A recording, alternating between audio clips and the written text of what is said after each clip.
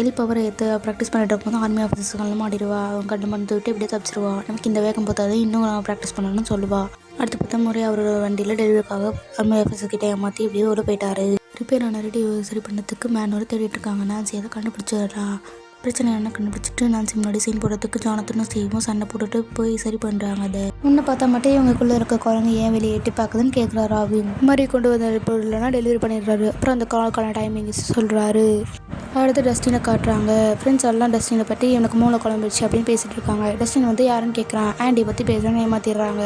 அப்புறம் ராபின் இன்னைக்கு நைட் க்ராலுக்கான பிளானை சொல்கிறா. எல்லோரும் பேப்பர் பெனில் நோட் பண்ணிக்கிறாங்க. அந்த க்ராலோட டைமிங் 2 hours இருக்கும்ன்றத சொல்கிறா.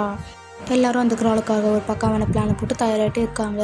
எட்டிக்காக செத்து போன நம்ம ஃப்ரெண்ட்ஸ்க்காக வெக்னா யுத்தத்துக்கு வெட்டி கிழிக்கலான்னு ஒரு சபதத்தை போட்டுக்கிறாங்க. அப்போ வில்லுக்கு வானமே சுற்றுற மாதிரி இருக்குன்னு சொல்கிறான். வெக்னா பக்கத்தில் இருக்கலாம்னு சொல்கிறாங்க. உங்களுக்கு இது வீடியோ பிடிச்சிருந்தா லைக் பண்ணுங்கள், சப்ஸ்கிரைப் பண்ணுங்கள். தேங்க்யூ.